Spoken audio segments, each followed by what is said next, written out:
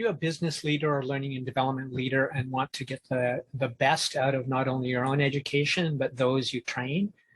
If so, watch this video. Now, if something is valuable in this video, please like, share, subscribe, comment, ask questions would be awesome. Thank you. So this is actually part 2, and I will put a tag right here. I'll put a card right here, and I will put all the links in the description. So I have to do a quick summary of the previous one. In fact, you really need to watch it, or this is going to make a lot less sense. It's just there's too much to cover in one 10-minute video, as I discovered. So essentially, this is how it's desirable in the overall sense to improve your education, to improve your learning capability, and have a broad enough knowledge base to really be effective in a sense, in almost anything. You first have to learn broad and then deep. I've used an analogy of this for the fact that it took me 4 books to truly learn K. Anders Ericsson's method of deliberate practice and how to understand how to apply it universally. The first 3 books, which I mentioned in the previous video, which would be Crush It Club 145,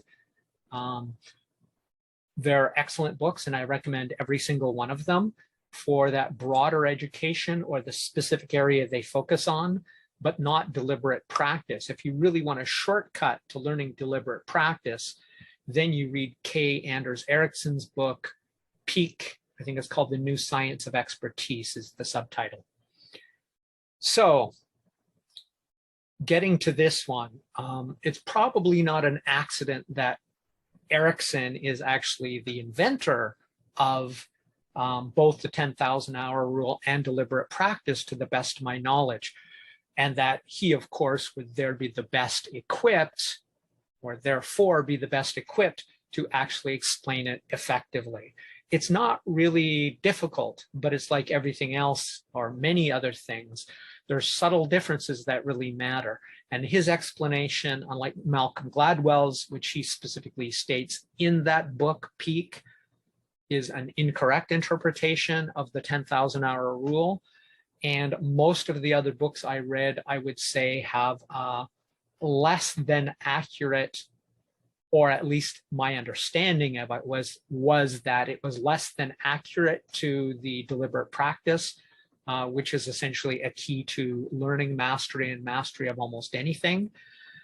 And K. Anders Ericsson was the only one who, after he explained it through his book, that it was actually able to apply it universally, rather than just sort of regurgitate. And if you repeat what somebody else says, that means you don't understand it.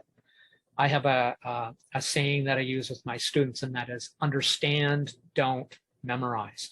If you understand something, you no longer have to memorize it because it's deep knowledge. So if you understand the properties of something, if you understand the essence of something, now you've got a lot of associative hooks. You don't have to memorize it. It's just something you know.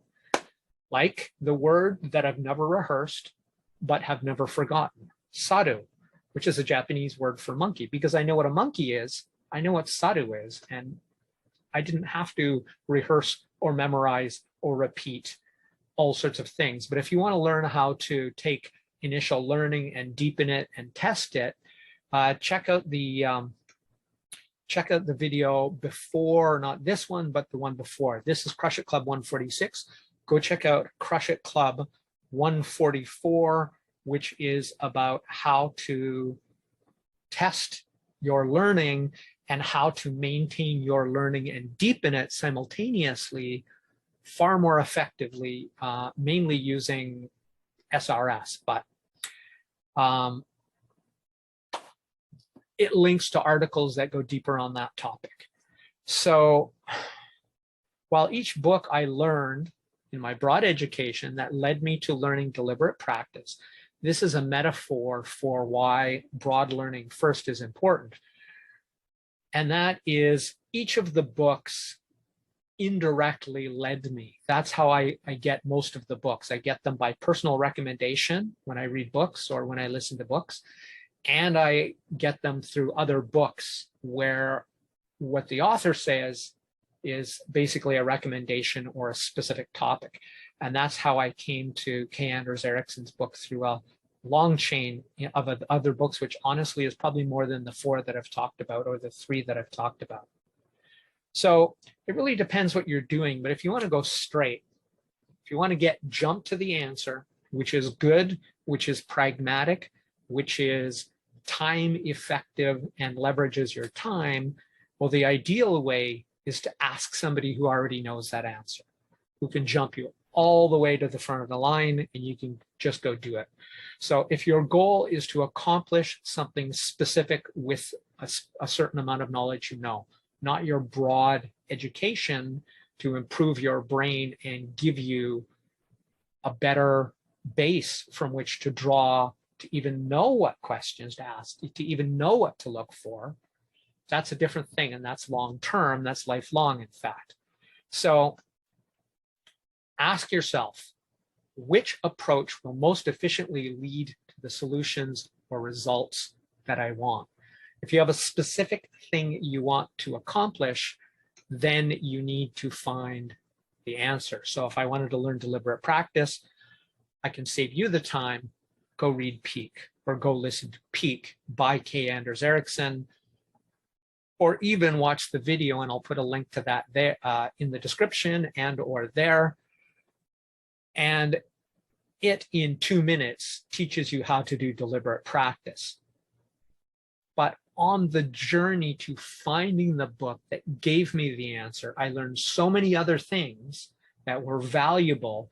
Remember, we don't know what we don't know. And that's why the broad education, why we need to learn broad first, overall is always better, because there's something that could fundamentally change our lives, fundamentally change the education of our students, our reports, ourselves, that until we know it, and we don't know to know it, so we can't look for that thing, you have to try to get as much knowledge as you can in the broader sense.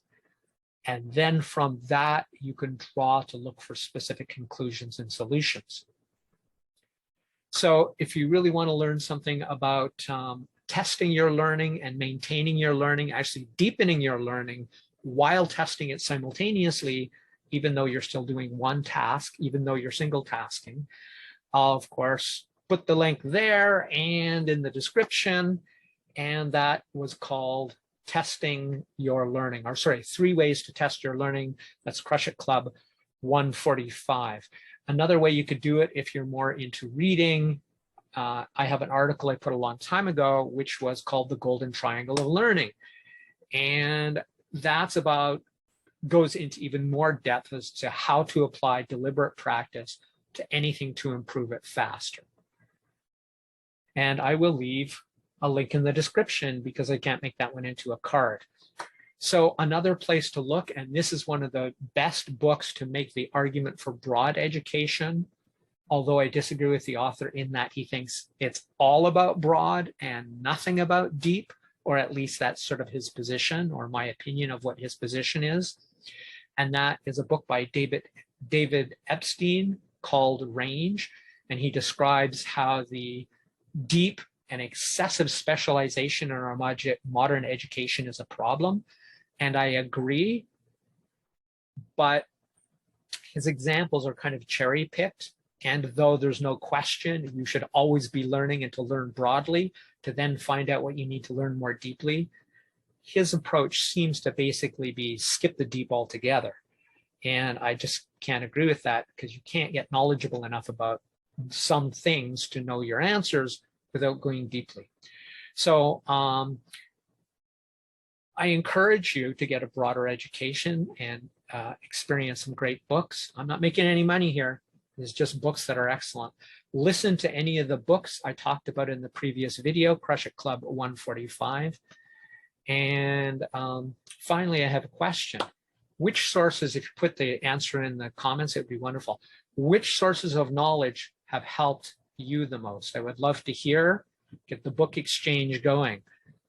Please answer your question in the comments. This has been Crush It Club 146. My name is Tim B. Green, and this was Learn Broad Then Deep, Part 2. My name is Tim B. Green. Bye for now.